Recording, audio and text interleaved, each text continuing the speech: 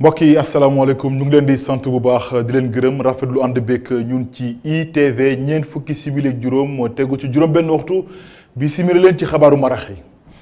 la ci gën a fës ñaari weer ginnaaw bi nu amee seen baccalauréat ndongo daara yi nekk ci bànqaas yi ñi dippee science technique économique ak gestion ba léegi jotaguñu seen attestation mooy këyit biir firndeel ni kat am nañu seen baccalauréat loolee nag indi leen i jafe-jafe ba tax ñuy woo autorités yi di kilifa yi ngir ñu indi leen ci joxinti lu ko mooy nag nee nañu kon seen xeex bi la ñu jógtee dañ koy gën a taral dañ leen dégg bi ci biir xabaar yi jamono jooju nag kilifa yi nekkoon ne dégg nañ leen indi nañu sax ay leeral ci biir xabaar yi geneen wàll ga nag ñi dalloo ndongo yooyu nag danoo mer ba futtu di sàkku ci état bu Sénégal mu fay leen seen koppar ndax nag nee na kon lu ko mooy école bu tijjee benn ndongo daara ko duñ ko nangu fekk koppar googee kon fay ñu leen ko ba mu jeex tàkk leneen loo xamante ni nag dina biir ci biir xabaar yi mooy coowal Petro-Tim dik ne ndar képp na l'enquête gi mu ci ubbi woon jébbal na rapport am procureur de la République mi ci wàllam itam dana ko jébbal juge d'instruction bi nga xam ne moom mooy xool ndax dina ci amal ab atte am déet ci boobule war sénégalais yi nag la ñuy jëfandikoo farine dafa bëri lool te nag loolee ñàkkul yi jafe-jafe yi moo xamante ne mën na ko indil askan wi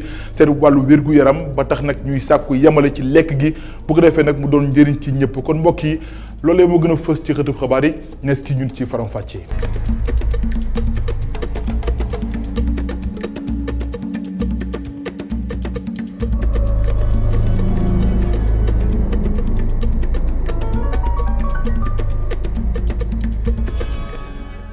mbokk yi asalaamaaleykum bisimila leen ci xabaaru maraxee dal leen ak jàmm dañ si koy tàmbalee kon ñu ko junjee ci ndorteel la ak ndongo daara yi nga xam ne ñoo am yees baccalauréat ñoom nag danoo mer jëmale ci kilifa yi la ko waral mooy seen attestation di kayit bi nga xam ne mooy firndeel ni kat ñoom am nañu boobulee baccalauréat ba nii ginnaaw ñaari weer kon jotaguñu ci ba tax tey ñu woo taskatu xabaar yi ngir jooytu lu ñu mel di ko kalaame ndax nee nañu kon foofu ñu indi ci joyanti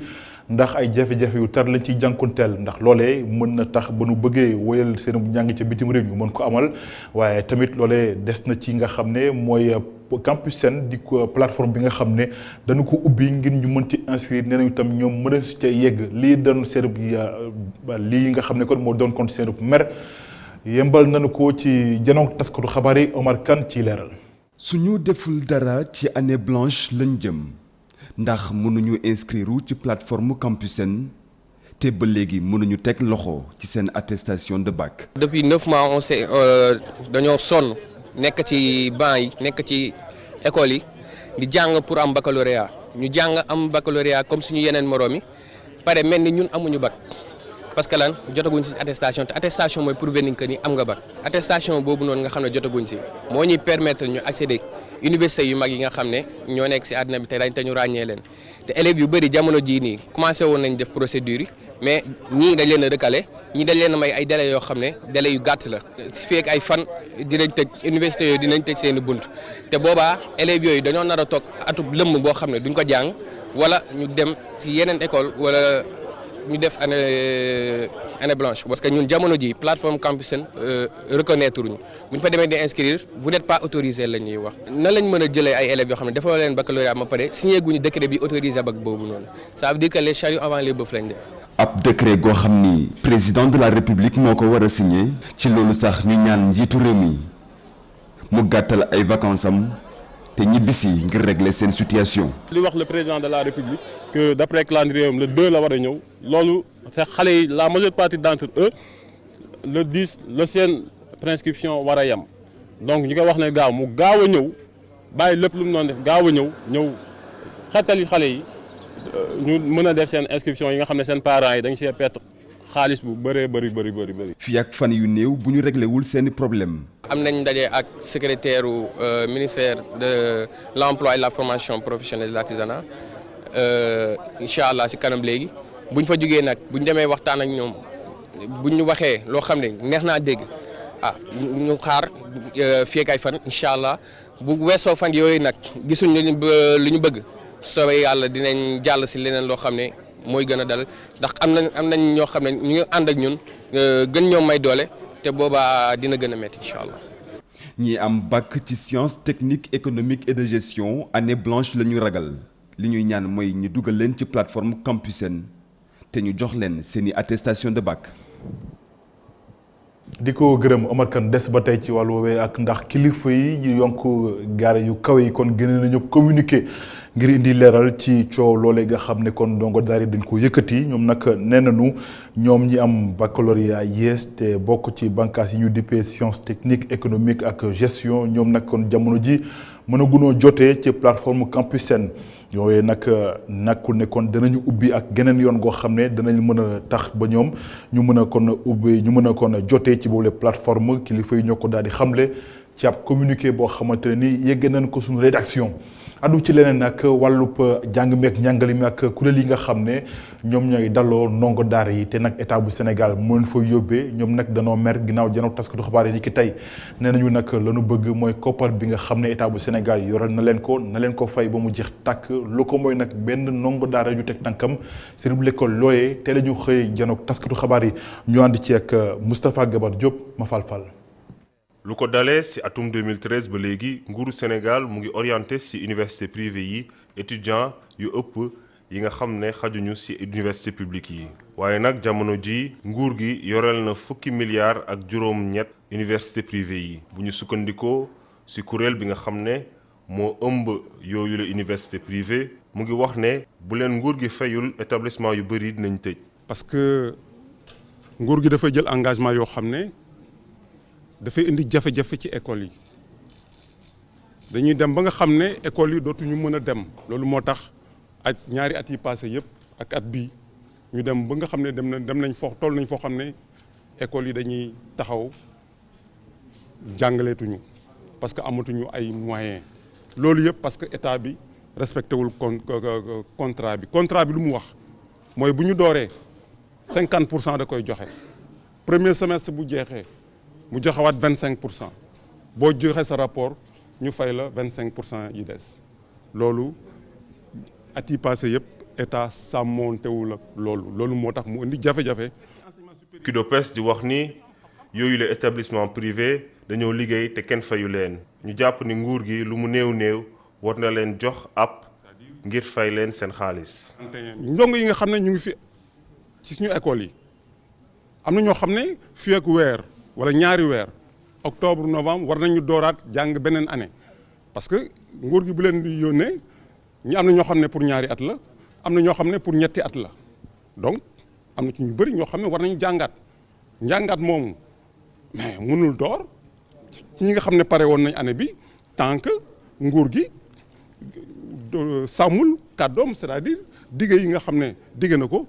mu respecté ko parce que école yooyu bu ñu amul xaalis duñu mënuñu dooraat aussi année bu bees bi bu fekkee bachelier yu bees yi la bachelier 2019. lu toll ci juróom-benn fukk établissement privé ñoo am lëkkaloo ak nguuru Sénégal lu toll ak 200,000 étudiants di jàng ci yooyu la établissement. Moustapha Gabar Diop kon loolee doonoon laaj wu ñu ubbi ci wàllu njàng meek njàngale mi addu ci leneen ak ni mu la ko doon junjee ko ci njëlbeenu xabaar yi muy coowal Petro-Tim dik nag ne noppi na déglu gi nga xam ne kon ubbi woon na ko di ko def yi nga xam ne nee nañ kon xam nañu dara ci mbir yi ba noppi nag jébbal na kon rapport bi kii di procureur de la République moom procureur itam dana ko jébbal juge d'instruction bu ko defee moom nag moom mooy xool maanaam daal kon moo yor cëggal guyam ndax dina ubbi ab enquête dina ubbi kon ab procès am déet ci boobu la mbir Ibrahima Kamara ci leeral. teg nañu sama loxo mbirum BBC ak Petro-Tim ñeel wàllum guerre bi ñuy lam-laame ci mbir moomee bind naa division des investigations criminelles ngir ñu càmbar ko képp ku yor ab contrat mbaa pré-contrat ci mbirum pétrole mën nañu dem dikk ngir leerlu ci kàddu yooyee le procureur de la République bi di Serigne Bassirou Gueye addu woon fukki fan ak ñaar ci weeru juin atum 2019 ci ab jano ba mu amaloon ak taskatu xibaar yi mbir moomee mu ngi jóge woon ci ab tuuma bu toll ci fukki milliards bu ñu newoon kii di Aliou Sall di raq ci njiitu réew mi Macky Sall dafa taq ci mbirum guerre bu toll noonee moom ak kër liggéeykaay bi di Petro-Tim kër tas xibaar bi di BBC siiwaloon mbir mi matut ñetti weer mbir mi siiw ci kàddu ko iRadio am lu ci bees ci diggante Petro-Tim ak BBC. Dick mi ñi dénkoon l'enquête bi ne noppi na ci liggéeyam ba mu doon def ba jébbal mbir mi àttekat bi moom moo war a yeggali liggéeyam ba xam ndax daanu jàpp am déet ñi ñu tudd ci l'enquête boobee. bu ko defee moom àttekat boobee moom it dina càmbar mbir mi ubbi ab l'enquête am ba xam ndax dina topp ñooñee am déet. ci jamono bu procureur de la république bi tàmbale woon l'enquête am jotoon na déglu nag ay nit yu bari ku ci mel ni Babacar Mbaye Ngaraaf Abdoul Mbaye waaye tamit Mamadou Faye bu Petrosen ak ñi bokk ci société civile ku ci mel ni Birahim Seck ay woy politique ku ci mel ni Thierno Alassane Sall ak Ousmane Sonko ñoom dañoo bañoon lànk ne duñu dem wuy ji procureur ci mbir moomee. di ko jaajëfal Ibrahima Camara daal di addu ci leneen ak li nga xam ne mooy accident yi ñi nemmeeku nag léegi ci Sénégal. niki tey nag jëriñ gu ñu dénk wàllu dem bekk dëkk bi ci suuf si di Omar Youm cortège am moo def benn l'accident waaye nag amul kenn koo xamante ne ni ñàkk na ci bakkanam maanaam daal loolee ma nga amee kon ca Mbilor ak ca Ari Wele juróom benn kilomètre ñoo dox seen digganteeg Dagana jëriñ gi nag dafa jóge woon ci ab visite chantier boo xam ne ci juróomi fan kon la ko daal di amal ci dëkku naan Tambacounda Kédougou Matam ak Ndar Géej yooyu l'accident nag am na ñeenti doomu aadama kon ci am ay gaañu waaye nag doonul ay gaañu yu tar lañ ca mën a jàpp rek kon service médicaux yu nekk ca diwaan ba kon dikk nañu ngir wattu leen ak tamit ay jafe-jafe yoo xamante ne ni kon am na maanaam ay yàqute ci lu jëm ci wàllu matériel ak lu ni mel waaye kenn ñàkku ci bakkanam des ba tey ci wàllu l'accident yi ak bi la yoon nag l'accident boo xamante ne nii ñett doomu aadama kon ñoo ci ñàkk seen bakkan loolee nag ma nga amee ñi nga xam ne kon dañu wallu ci ñi amee loraange ci boobu leen l'accident foofee nag ca Richard Toll ca Saint-Louis suma assistance ambulance bi kon moo def choc ba tax na ñett doomu aadama kon dañ cee ñàkk seen bakkan am ci kenn koo xamante ne ni daf ci amee ay gaañu ki nga xam ne nag bi ki ñu mëkkanteel ab Citroën la oto matricule bi de TH 8730 G. ñu daal di àddu nag ci wàllu dem beeg dikk bi ba tey ak li nga xamante ne nii moom moo des ci wàllu yu ni mel ak partenaire West Africa ñoom nag ab lël la ñu daal di amal ngir waxtaanee lépp loo xamante ne nii mooy nes lay def ba taxaw waaye itam gindi askan wi seen wàllu karange rawatina ci kaw tali bi lël woo xamante nañ ko ubbi réewum Sénégal bokk na ci ak réewum Burkina Faso ngir sottante xalaat waaye itam xool nes lay def bu ko defee ko ñu indi saafara ci l'accident yu bëri yi nga xam ne ñu koy nemeeku tali bi ñu teewlu ki nga xam ne mooy njiital boobu lépp ONG di Ajaratu Wax Aydara Ndiaye ay kàddoom ci micro Matar Nguer ma fal ñaari réew yi parce que Sénégal tey boo xoolee ci sous-région bi mooy dëkk boo xamante ne dañ ciy sant yàlla ba tey jii nii amaguñu attaque terroriste mais émigration clandestine suñu doom yi ñu ci bëri dañuy jël yoon yi boo xoolee temps yi aussi en matière de trafic de drogue ak trafic d'enfants bi ñuy wax Sénégal donc route yi la ñuy utiliser di ko def Burkina Faso malheureusement mu ngi vivre terrorisme Sénégal mu ngi partager frontière ak Gambie Guinée-Bissau Guinée Mali ak Mauritanie ay frontières et donc suñu approche dañ ciy jàpp Burkina mu ngi partager frontière ak Togo Bénin Ghana ak Niger loolu aussi approche bi dafay tax tamit ñu mën a xool ñoom seen expérience fi ñu nekk ak terrorisme ñuy vivre ak ñu suñu expérience de vie xool nan la ñuy proposer quelque chose pour le Sahel. addu ci leneen comme ni ma la ko doon junjee ci ndëlbeenu xabaar yi mooy Sénégalais yi nag ñoom dañuy jëfandikoo farine dafa bëri lool te loolee ñàkkul ay njeexintal ci wàllu wér-gu-yaram la ñu bëgg kon ñu indi yemale ci wàllu lekk gi bu ko defee mu doon jàmm ci ñëpp Cheikh Hassana Fall. dañu tàmm di wax ne nit ki li muy lekk mooy li koy njëkk di faj waaye fii ci Sénégal li ñuy lekk ci farine glucose ak tamit féculent nekk na loo xam ne lu bari la mu doon ab régime boo xam ne gënul ci ñun. Sénégal li ñuy lekk ci mburu ceeb ak pat loolu ñuy woowee ay féculent baaxul loolu li ñu koy lekk daa ëpp. soo seetloo kuy lekk mburu añ ak ndekki par exemple wala ceeb. lu mu siy lekk su ëppee équilibre bu mu wax a am si biir pour wér-gu-yaramam du ko am parce que au lieu que mu quantifier lu muy lekk lekkin bu ëpp bi du baax si yaramam. mais ñun moom suñu lekkin dañ si xaw a ëppal à chaque fois on en fait trop te trop boobu moo baax. lu ëpp tuuru bay dem sax bay laal dara ci sunu wér-gu-yaram. feebar yu bëri yi ngay gis comme diabète kër boo dem tey am na ko am diabète ñu ne ak ñeneen ñi rek la déedéet parce que suñu lekkin day yokk suukar bu ñuy am suñu yaram féculent bi pâte yooyu ngay wax su duggee suñu yaram day transformé wu en sucre boobu su accumulé bu bëri def ñuy sonnal parce que li nga wax a éliminer doo ko éliminer moom mooy indi diabète maladie cardiovasculaire yu bëri da koy joxe yenn cancer comme certaines colopathies ça résulte d'une mauvaise alimentation surtout trop riche en féculents. di lekk di def tamit activité physique waaye tamit di équilibrer lu ñuy lekk nekk na loo xam ne suñ ko doon def dina nekk lu gën ci ñun.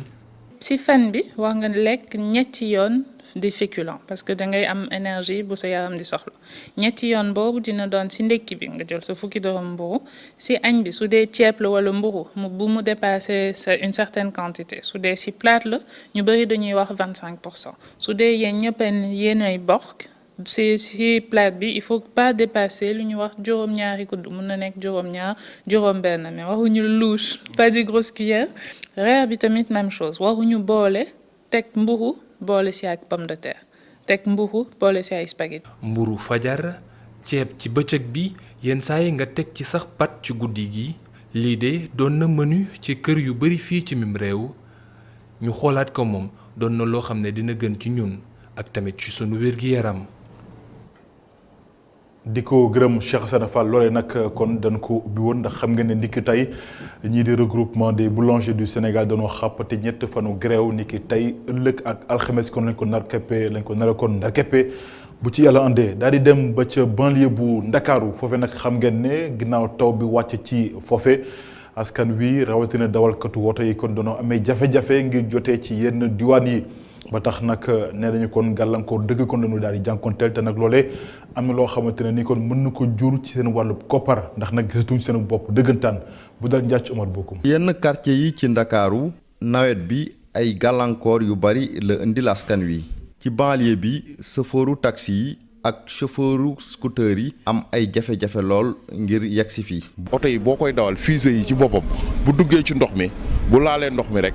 maanaam day yàqu te am na ci fusée yoo xam ne jar na ay 30 minutes des fois sax bu tawee dañuy am difficulté ñun ñu dëkk banlieue boo jógee maanaam Dakar bëgg a ñëw fu mel ni Kër Massar wala fu mel ni Diamaguène da ngay am tolof ndax foofu yëpp dafa am ndox. bu weesoo ñoom chauffeuru taxi yi ak seen njàmbaar ci nawet gi mécaniciens yi ñoom it ñu ngi ci am ay jafe-jafe yu bari. di nga xëy liggéey suba ba ngoon ah soo amul chance dëgg li ngay dépensé doo ko am parce que ki ngay dépanné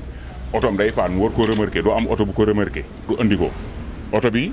yow mi ciy liggéey aussi da ngay pare mun la carrément baal ma liggéey jox la. loolu yëpp nag ñi ciy bëgg mooy galvanisateurs yi ñoom saa bu ñu xëyee dinañ am liggéey. en général moom ci taw bi bu amee liggéey bi dina xaw a bëri tuuti. su boobaa crevaison bi day yomb ak yooyu quoi pneu yi seen état bi bu naaj bi tàngee bu ñu duggee ci ndox bu naaj bi tàngee rek en général seen yàqu day yomb quoi waaw liggéey bi dina yëngu tuuti moom macha allah. ci période nawet bi ñu nekk chauffeuru taxi yi clando yi ak mécaniciens yi ay jafe-jafe yu bari la ñu am parfois sax ñu bari ci ñoom duñu am sax lu ñu dépensoo ci bés bi li waral loolu mooy jafe-jafe ndox mi ak manque de canalisation bi ñuy ñaan autorités yi. ñu gën a defaraat plan d'assainissement bi ngir ñu régler définitivement problème d'évacuation ndox mi fii ci banlieue bu Ndakaaru. di ko gërëm bu dal njàcc Daouda Kairaba Diawara moom nag nekkoon na njiitu réew Gambie ni ki tey kon la daal di génn àdduna te bi muy am ci juróom-ñeent fukk ak juróom ci at la daal di amee loolee nag nekk tiis wu rëy ci askan wi lépp waaye itam ci réewum Gambie ba tax njiital Gambie di Adama Barrow kon delloo na ko njukkal moom Daouda Diawara moom mooy kan jaar-jaaram ak lépp loo xamante ne kon jot na ko def ci réewum Gambie ay leeral ak Matar Nguer. Daouda Kairaba Diawara génn na àdduna tey jile ki njëkk a jiite Gambie ginnaaw indépendance am dund na juróom-ñeent fukki at ak juróom moom nag jiite na réew mi nag daanaka ñaar fukki at ak juróom vétérinaire la woon waaye moo ngi tàmbalee dugg ci politique ci jamono bi mu nekkee ndongo daara ci réew mu ñuy wax Écosse moom nag nekkoon na jëwrin ay yoon ci jamono bi nga xamante si ni Gambie moomagul boppam ginnaaw bi ci la nekk njiitum réew ma ginnaaw bi confédération sénégambienne tasee moom nag moo ngi jóge ca réew ma ginnaaw ba ko fa Yaya Jammeh jëlee ci ab coup d'état ñu fàttali nag ni am na sax ab coup d'état bu ko jiitu ñetti at ci ginnaaw booba nag nguurug Sénégal moo ci xaroon tànk tubayam ba mu des fa. moo ngi ñibbi si Gambie ginnaaw ba président Yaya Jammeh jëlee dogalu baal ko lépp lu ko yoon doon toppee doomu Gambie yi nag pareeguñu ngir fàtte kii nga xam ni bu Gambie moomee boppam tey jile def na ci lu bari.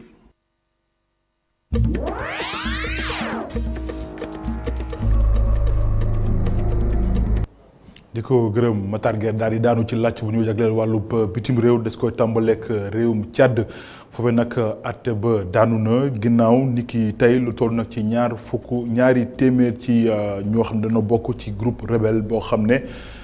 kon l'armée bu France kon moo daal di def taxawu tem ngir rek mën leen tere yegg ca capitale ba di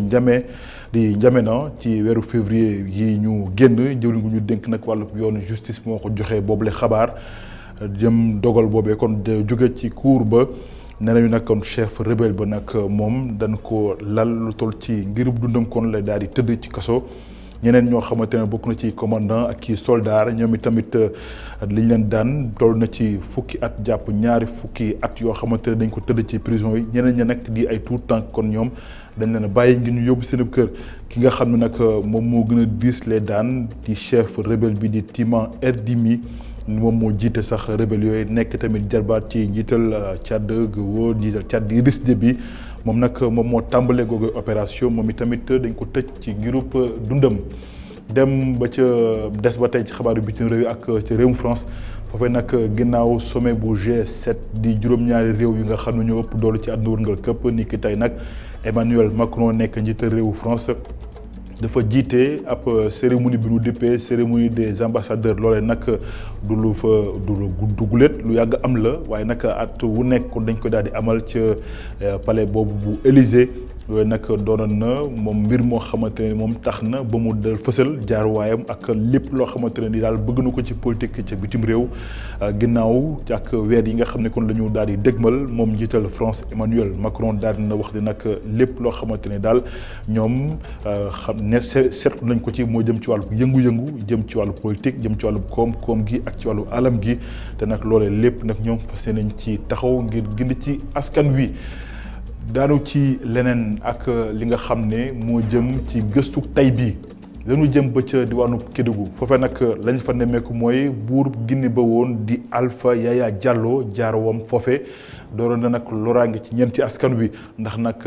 rawatina ñi nga xam ne ñooy bédik yi ak ñii di basar yi ñoom daal danoo sampoon comme ab mur bu rëy waaye itam mur bu gudd sax boo xam ne daal doon tax ba di teg loxo yenn ci doomu aadama yi di leen tuubloo ci ñu doon jullit waaye tamit di jël soxna yi gën a rafet di leen yóbbu kon ci boobule bërëb la ca mën a nemmeeku nag ca diwaan ba ñoom nag nee nañu kon loolee yàgg na waaye ba di nag tey ñu ngi fàttaliku seen maam yi nga xam ne kon ñoo fa nekkoon ak jafe-jafe yi nga xam ne kon ñu ngi ko doon dund ak buurub Guinée ba woon Iyane Demba Tine Bara Sow. Alpha Yaya Diallo benn buur la woon ràññeeku lool ci réewum Guinée waaye wër na daanaka diwaan bu Kédougou ba tax na tey ña yor ndono diwaan googe dey ña ngi koy joxoñ baaraamu tuuma ci ay ñaawteef yu bari rawatina ca Basaria ñooñee sax gis ne coono kese lañu dund ci nguuram. Alpha Yaya Diallo moom dafa bëggoon nag convertir Basaria yëpp en région musulmane te nous sommes animistes alors Basaria nag jógee est daw à l'ouest te moom fii la nekkoon avec ses soldats te fii la doon jógee dem uti Basaria ci Alab pendant que les Basaria étaient dans les grottes te boobu temps Basaria ñu ngi woon ci grotte yi quoi te pël yi bu ñu demee ñu gis benn grotte ñu xam ne dafa am mur mel ni comme ici quoi après pël yi doon ils savaient très bien que ci biir y a di Basaria dañu doon jël ay xob ñaax ñu boucher kii bi ñu tàll quoi les faire sortir vous voyez Alors maintenant, là, c'était la résidence de Alpha Yaya Diallo avec ses soldats. Alpha Yaya Diallo fait l'école. Et après, maintenant, la guerre a pris fin, ils ont quitté. buur boobee nekkoon ab pël waaye day yemul ca Ecolo ak li ko wër dem na sax ba ca Iwol foofee nga xam ne bédik ya ñoo fa dëkkee. Voilà comme nous les bédiques on n'a pas voulu, on n'a pas accepté, et là les soldats sont mis en guerre. comme que d'accord ñu woon soldats yi dañoo mujj doon xeex seen biir ñoom nag ba ñu ñëwee jigéen ñu gënoon rafet la ñuy jël yóbbu ñi nga xam ne ñoom ñoo di mag ñi góor ñeeg jigéen ñu daal di leen tëral rendi ñi nga xam ne nag ñoom ñoo si jotoon rëcc dañu doon dawoon làqatu ji ñoom guddi rek lañ daan génn suñu génnee nag dem uti li nga xam ne rek moom moo di ndox pour dëbb li nga xam ne rek moom moo di dugub bi sax xeer nañ doon jël ndaxte lii di kuur yi dañ doon bañ nit ñi dégg ko. ci cëppaandaw la bédik yooyee daa di wut ay pexe ca pexe yooyee sax la ñibbee Guinée ci réew ma mu cosaanoo ba lu xew nag jot caa xew. Et voilà, comme la guerre est devenue plus grave, c'est là qu'ils se sont réunis dans leur caverne. ñoom nag ba ñu demee ba nga xam ne rek guerre bi gën naa metti dañoo woo ndaw ñëpp ci biir caserne bi ñu daal di xool naka la ñuy def rek ngir am si ndam su noonee nag lañ jëlee ndaw ñi daal di leen yabal ngir rek ñu dem jëli ki nga xam ni moom moo di jinne dëkk ba jinne jooju nag ba ko ndaw ñi jëlee ba ñëw nag moom moo leen dooleel ndaxte moom moo fexe ba yamb yi di génn saa su nekk ñëw suñuy xeex rek suñu màttee ñi nga xam ne ñoom ñoo di soldats yi ñu daal di daanu faatu loolu moom moo tax ñoom ñu daal di am doole baax a baax waaye Alpha Yaya moom mi nga xam ne moom moo di buur ba moom képp moom mooy koo xam ni delluwaatoon na foofu nga xam ne moom moo di dëkkam di Guinée waaye puisque moom lii di yamb ya dañ ko màttoon juróomi fan rek lañ ci teg mu daal di faatu. Alpha Yaya Diallo am na ñoo xamanteel jot na leen dugal ci diine l'islam ñu doon ay basari wala ay bédik wala yeneen xeet waaye ñooñu jàpp ne bu mu njaam dey dañ ca lottoon lool tey jile fa mu doon nëbb ñooñee ak fa nga xamanteel moo nekkoon dëkkuwaayam ab àll bu naat la boole ca dem fa jafe lool waaye kenn mënut a xalaat ne fii doomu aadama mos na fee dëkk. di ko gërëm Yane Demba Tine mbokk yi di leen jaajëfal ndax loole moo laf laaj xabaaru marax yi gërëm leen ci ànd bekk ñun gërëm ñëpp ci jàpp ci xibaar yi ba lépp yemb rédaction bi jox leen dox daje juróom-ñaari waxtu bu tegalee ñeent fukki simili ak juróom ci kàllaama tubaab ak Mamadou Ibra Kane feeg boobu ngeen wéy di ànd ak suñu programme ci ITV ndax mbiri ngi ci jërë ngeen jëf.